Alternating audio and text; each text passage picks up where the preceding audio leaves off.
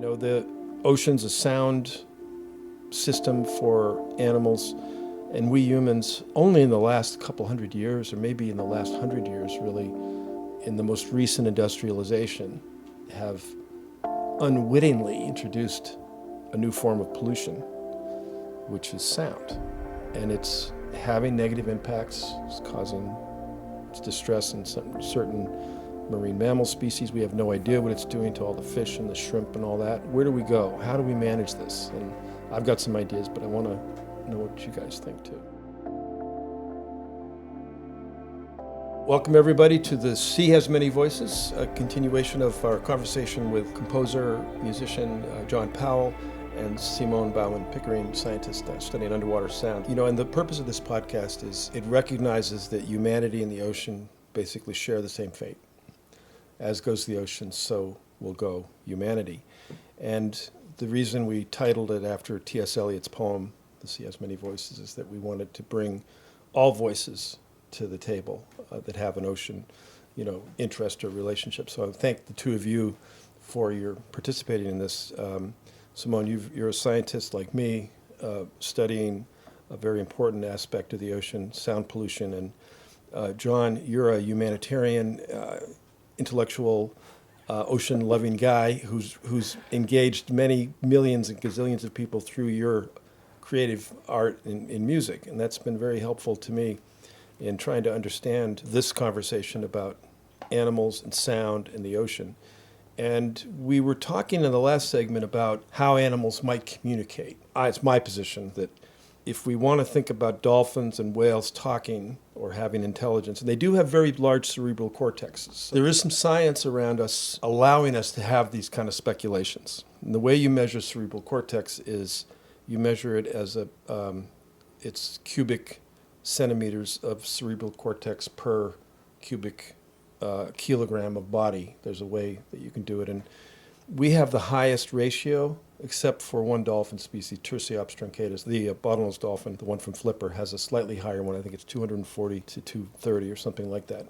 So, and the cerebral cortex of the three parts of the brain is the one that we know, in us anyway, is associated with higher thought. It's planning, it's anticipating the future. It's the things that we recognize as making us human. So there is reason to think about this. And I want to convey another story about my experience with dolphins and another time where there was communication going on. I was coming in one day in our skiff from studying the Hector's dolphins in New Zealand. And at the end of the long day, you know what it's like, Simone, you're kind of tired, you want to get home. But we'd crank the skiff up and the dolphins would often come over and, have fun in the bow of the boat because they like the speed of a boat going through the water. They ride the pressure wave. And it was kind of a fun way to end the day. And the dolphins would often start to jump. And this particular species can get up like 2-3 meters in the air on a single jump. And I was going along, and this dolphin jumped way up in the air. And I was looking up at him, and then he was looking down at me. And both of us realized that because of the geometry, once the dolphin got out of the water, he stopped making forward motion. But the boat was still going forward. And he could see that there was a problem, that he was going to maybe fall in the boat. And I could see there was a problem. So he was computing this at the same time that I was. And to rectify it, he started kicking in the air. He thought he was going to kick his way over, out of the line of the boat. And I immediately veered the boat to the side, and he slipped into the water with an inch of clearance by the gunnels of the boat. I mean, he almost ended up in the boat. But there was a moment there where the dolphin was doing the calculus or the geometry of this emerging problem. He was trying to solve for it fruitlessly in the air, kicking, he just had the instinct to kick. It wasn't going to go anywhere. And then I made a motion to avoid it. But there was communication. There was quite a bit of an analysis going on there in the two species. So what I want to do now in this segment is kind of bring us to ground a little bit here. The ocean's a sound system for animals. And we humans, only in the last couple hundred years, or maybe in the last 100 years really, in the most recent industrialization, have unwittingly introduced a new form of pollution, which is sound. And it's having negative impacts. It's causing distress in certain marine mammal species. We have no idea what it's doing to all the fish and the shrimp and all that. Where do we go? How do we manage this? And I've got some ideas, but I want to know what you guys think too. There's some good evidence that even the simplest organisms, like larval stages of oysters and mussels and such, they can differentiate between the correct settlement and the incorrect settlement for their species via sound. So they use sound cues to find their appropriate habitat where they want to settle down from free-swimming larvae. And the same goes for reef fish larvae. They're attracted by reef sounds, and so they swim towards so it's like reef sounds. They learn to understand if there's a crashing wave here, it'll bounce off the coast there, and I want to be in between those two places. Is that? No, I think it's probably more the sum of all the sounds that are being emitted within the reef environment. So there's fish producing sounds, there is snapping shrimp producing sounds, and probably then there's also the waves. And so it's just the symphony of those sounds that are the right sound to go to. And so in talking about sound pollution, you have what's called masking, right? One sound is drowning out another sound. And so if you are masking out that sound from the optimal habitat, the animals are not going to find their way around. So you're reducing ultimately what we call the communication range. The distances over which the animals can hear those sounds are getting smaller and smaller until they're so small that they're non-existent ultimately, because the sound is so loud that everything is just drowned out. Wow. We were talking a bit earlier about this, and the crazy thing is if you think of yourself, I know you go a lot to clubs. Oh, yeah. You go heavy clubbing. I do. In fact, I just got back. I was out all night, yeah. Okay, so you have music at a level which is just kidding. normally never, ever listened to. Have you ever tried to have a conversation with somebody? It's very hard. You change how you speak, not only the physiology, as you were saying, you produce a whole bunch of different things. You have to change your body position, you have to change your body movement, you have to actually then change the subject matters you talk about, because you cannot have certain conversations under those circumstances. So, you know, somebody in a club, if you have to live in a club all the time, I'm sure it changes the way you actually live. And I think this is one of the reasons why drugs come into it as well, because it helps you be in that environment.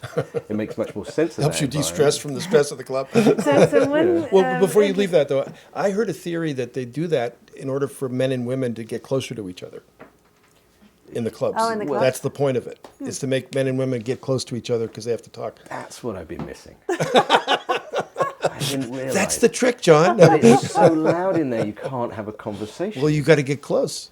Oh, okay, well, I don't know. I've never understood. No, seriously, I've never understood it either. And that's a really interesting way to look at it. But imagine trying to live in a club Yeah. and have conversations in a club. It would be terrible. That actually is a term in biology too, that it's the cocktail party effect. And so what you have is that you have to speak louder, and with it, as you speak louder, the frequency of your voice goes up. So you speak with a higher pitch, because you can't produce, that's just a physics thing. You cannot produce a loud sound with a low frequency.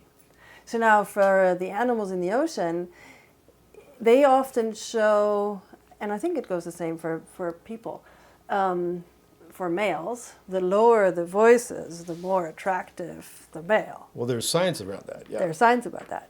And so, women it's no different. Women like deep voices. And it's no different in the ocean. And so now here's this whale who wants to be attractive, but he also needs to be heard over the noise. And then there's another confounding aspect and all of these things have kind of been inferred, and it's hard to actually really test them properly. But blue whales have been drastically reduced during whaling, right? And so in order for them to find a male, they have to cover really long distances at times. And so over the years, over the past 50 years, it turns out that blue whales have been recovering slowly, and the frequency over which the frequency of their signals have been slowly going down. And just now, they're kind of starting to level out a little bit. And so the idea is, for one, there's more and more large males that are capable of producing those low-frequency sounds. The big guys, yeah. And densities have gone up, so you don't have to go quite as far anymore to find your mate. And so there's those intricacies about your how attractive you might sound, and what kind of distances and noise environments you have to cover. This is great. Here's a good one for you, John. If you probably know this already, but for our listeners, do you know what secondary sexual characteristics are? No, I don't. They are characteristics that you have to make you male or female that are not essential to reproduction. Oh. They're secondary sexual characteristics. So the deep voice of a male, well, the difference in voices between men and women are a secondary sexual characteristic. In other words, if you didn't have it, you could still reproduce. Enlarged breasts on women are a secondary sexual characteristic. They don't have to be larger, but they've gotten that way. Beards on men are a secondary sexual characteristic. So you can probably evolved, I'm guessing, in the early tribal stage of our species so that you could identify the sex of a person across a field. Wow. If you were a woman, you'd want to know either run or not, or if you were a guy, you'd want to know, I'm going to fight or not. You know, there'd be advantages to detecting it at range. So playing a saxophone is a secondary sexual characteristic then? It could be. It's a guy, right? Yes. Okay. You can have a lot of fun with that one. I didn't know there was a cocktail party effect in biology. That's a good one. And so it's been shown now for multiple species that they tend to have higher intensity sound, higher frequencies, longer duration signals to compensate for periods that are masked, or a higher repetition rate of the same signal to make sure that at least one of them are going to come through. Is that a form of very short-term evolution that we're seeing yes, then? or adaptation. I don't know if I'd call it evolution quite yet. If we only could see or understand what's happening there like we can on land, we would have never let things get to where they are. And now sound is just, you know, you can talk about that when it comes to overfishing. You can talk about that when it comes to destroying the bottom from fishing trawls, a variety of things. Now I'm hearing about sound. You know, it's like if we were polluting the atmosphere with all this noise all the time, we probably would never let it happen because we'd hear it and we'd be aware of it. But because it's happening underneath the waves in this opaque, seemingly serene place, we've let it go unabated. So are you involved in the policy world at all, Simone? Yeah. So what are we going to do? I think there are a few avenues. So for one, the thing that I'm involved with is the seal bomb topic. And so we're currently questioning whether that ought to be an allowed deterrent, or if that just should, if we shouldn't just find a different deterrent solution, which there are some. And so that is one easy thing to regulate. Then for shipping, people are talking about quieting ships, and there's different ways. For one, you can have a certain propeller that, you know, doesn't have quite as much of a cavitation noise. You can have insulations of the ships in a certain way that the motor sounds don't propagate out as much. Or, and that's I find highly interesting, since we also want to move away from carbon emission and fossil fuels to go into, say, hydrogen fueled ships, or even electric. Well, that is then turned into an electric motor, and so right. That would be a super quiet solution for shipping. And there are some models. So Scripps is actually looking into that right now for one ship in our fleet as a potential. I know the Dan Sten-Olsen, who owns Stena Shipping, one of the big shipping companies in the world. Is a really great friend of mine that I've known. He has a vision for his company, and his executives do, that in the future the ocean will be better because their ships went through it. That's kind of their vision. Now they have a long way to go in terms of how do they realize that. But one of the ideas they have is to one day electrify shipping, which isn't that unreasonable, really, because you can load up as much weight as you want on a ship because you can just build a little bit bigger hull. And so that's a solution path. And as long as you load the batteries with renewable energy somehow, there is where we err often with battery technology. We load it. You can't load batteries from a coal-fired fuel plant and think you're doing the right thing. It's got to be a closed system. So, John, do you, in your work, embed social messaging or cause-related thing? I mean, you do a lot with animals and the environment through some of your programming. And I mean, one of the things that has been hard for me is, I love working in Hollywood. It's a very creative place, but there's a lot of films made that I don't really like the pernicious nature of what they are. And for me, it's particularly anything that has a celebration of a warrior. So I try and avoid anything. That's right. That's why your movie list looks so great, because you're okay. Yeah. No, I mean, there's certain films I've done that I mean, you could say that Bourne Identity, is a warrior, but he's a warrior who'd forgotten that he was taught that way, and so he's basically a victim. It's like a victim of a system. That's what that story I felt was. So even though he was being attacked and he could fight back, he was fighting back autonomically almost. Right. And so it wasn't about the celebration of being the warrior. It was just a picture of a society where, the warrior instinct in him had been developed, and even he wanted to be left alone, but find out who he was and what had happened to him, and nobody would. There's a lot of films out there where it really is just, if you fight, you will win everything, and that's how you get success. There's a lot of Marvel films like that. They always, even the smartest ones, they always end up with everybody in a fist fight. Yeah. And I really have a problem with that. It's like, why a fist fight? And these are all gods and improbably perfect beings who are just beating each other senseless. And the truth of it is, I'm sure Marvel would hate me for saying that, but it is because it's a behavior that children respond to, which is that, when you're playing the games of the stories you see in these things, that kind of physical fighting, is much more interesting than, mental fighting or situational fighting or, destructive and devastatingly terrible warfare or fighting, which is really, so I've done lots of children's films, but I also did United 93, which was, a devastatingly terrible piece of violence. It was documentary. So it was almost a documentary. Yeah. And so I tend to try and find the films where I don't have to sort of sell that. I found that very difficult at a certain point. When you're writing music, you're helping manipulate people, their emotions. So should you help manipulate them towards something that you really don't think is a good idea for people? Or should you try and do it for good? I mean, I did Happy Feet. And the great thing about Happy Feet was it was a story where they had taken a nature's behavior. By the way, I love that your work on that movie. Thank you. That was great. But it was a lovely idea. I mean, the first thing I had pitched to me was, okay, so penguins mate, and they all have unique sounds, as you were saying about this. They have unique squawks, and they can find each other. What if those unique squawks were their love songs? And then we looked at the 20th century, the second half of the 20th century, and found as many love songs as we could, and then we had tried to apply that to every character. So a character would have a love song. And then it becomes obviously an anthropomorphized picture of penguin colonies. But you then get to tell a story on top of something that people find charming. You get to tell the story of an outsider, and you get somebody who can't sing in a society of singers, but he can dance.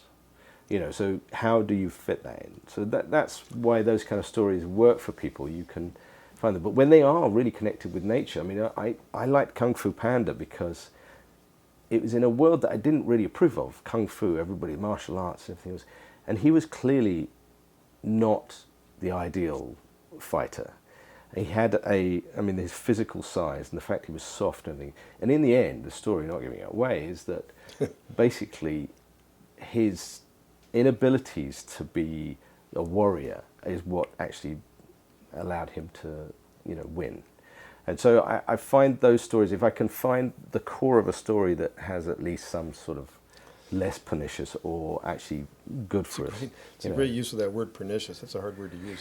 But the other thing I have done, and sometimes, is that I do try and I remember on Dragons 3, the one we did this, is early on in the part of the conversations was how we have the power to be able to sell an idea to huge parts of the communities, and one of the things I'd been so distressed about was China. The Asia and China is, increased and continuous use of ivory and and rhino horn and all this kind of stupid stuff that really they don't need, but it's ingrained in the society. So you've got a whole new society coming up. So if you make stories that can put, and number 2 and number 3 have this in it, which is can put as a villain people who collect rare things from animals, and in that particular case it was rare dragons, seeing these dragons as as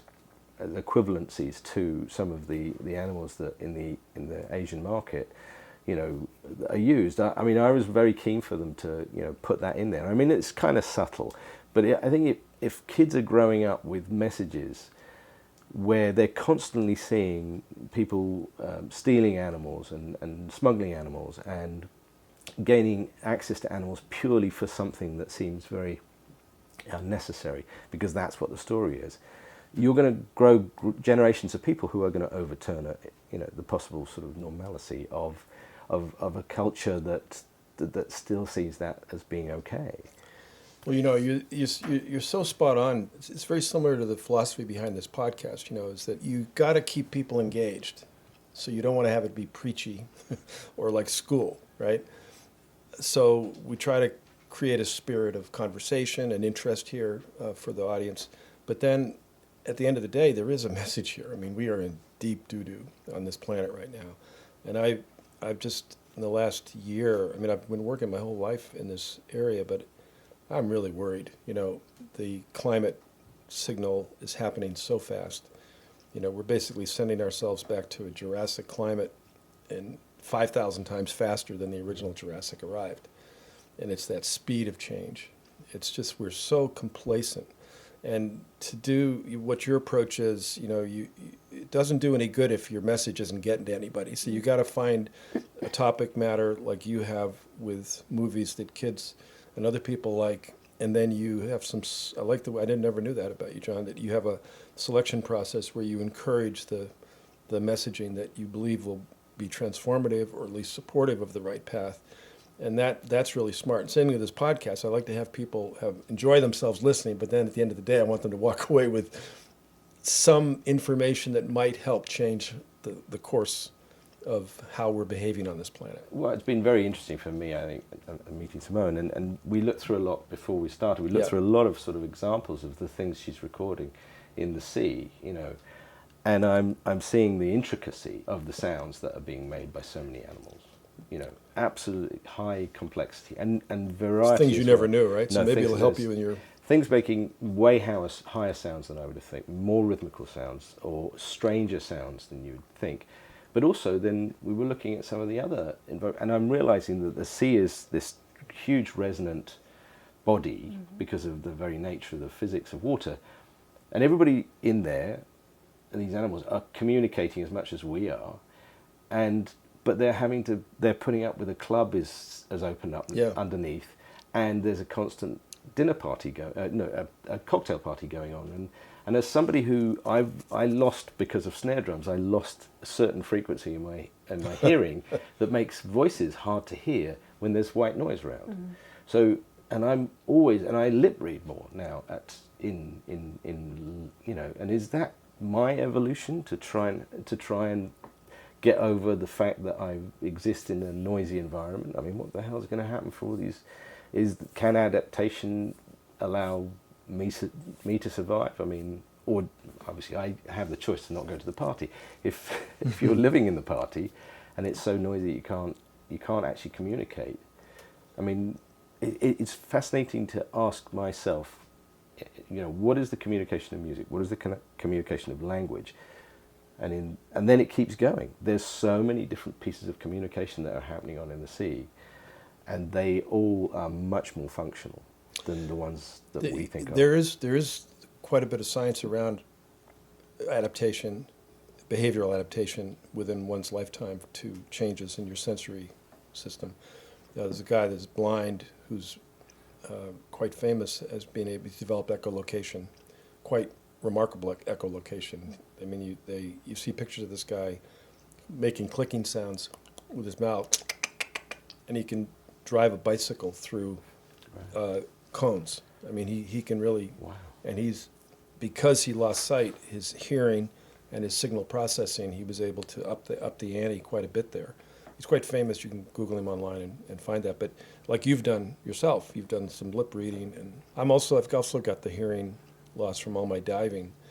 I've got occluded ears from all the time I've spent in cold water. So, but I'll try the lip reading. I tried the echolocation, doesn't work for me. But I really appreciate that. I feel like I'm with kindred spirits here, and hopefully people walk away with learning something, and also let's get this system right on this planet. We've tinkered with it so much through humanity's reign, and there's no stopping us. So let's finish the job. Let's understand the problems we've created and use the same brain that created the problems to manage those problems and get us out of it. And I think you've enlightened me on sound today and what's going on there, and we'll put more on our website, and I'd like to have you back on the show sometime if you would be willing. Yeah, absolutely. Simone. And John, thank you for sharing this journey with me today, and also sharing some of the things that you do. Thank you both, and keep on keeping on, as my good friend Sylvia Earle says, onward and downward.